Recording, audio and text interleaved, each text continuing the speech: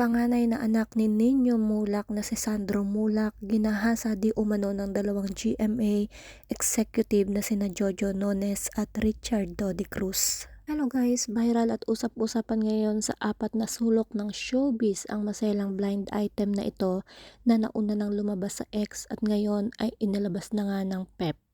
Ayon sa kumakalat na blind item ay muntik na umanong naging midnight snack ang isang newbie actor mula sa katatapos lamang na malaking showbiz gathering.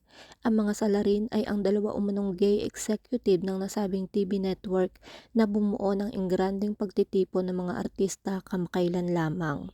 Hinalay di umano ng dalawang gay executive ang newbie actor, samantala sa kanyang FB story ay tila nagpaparinig naman itong si Ogie Diaz na maididikit sa naturang hot issue nga. Anong muntik? May nangyari talaga. Believe me, huwag nang pagtakpan.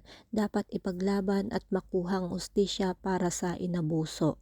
Ang sepa ni Ogie Diaz na maaaring patama sa caption ng PEP na sinabing muntik lamang.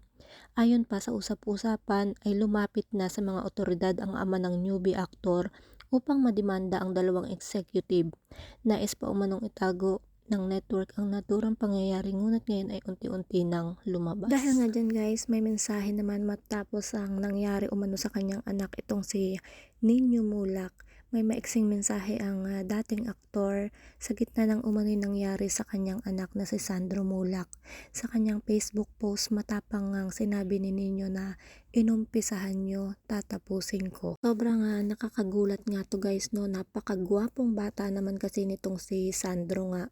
Pero mari pa rin talaga at nakakagalit bilang magulang. Justice for Sandro nga. Reminder lang guys sa mga bakla na nilalasing ang mga boys para makabook. Kapag nagsampa ng demanda ang mga boys, makukulong kayo sa kasong rape nga. Anyway guys, naglabas na ng statement itong GMA Network. GMA Network assured the public that this issue is taken such matters with utmost respect. The network is now starting and conducting thorough and impartial investigation. Let's hope for the best. Justice will prevail. Patunay nga lang guys na hindi lahat ng biktima ng rape ay babae. May mga lalaki din guys no. Bakit doon pa sa mababait? Anyway guys, managot ang dapat managot pati kung sino ang puprotekta sa mga walang kaluluwang kriminal. Fight for what is right. Justice will be served.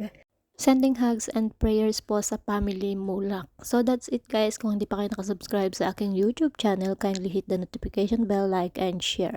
Maraming salamat. Ingat po ang lahat and God bless.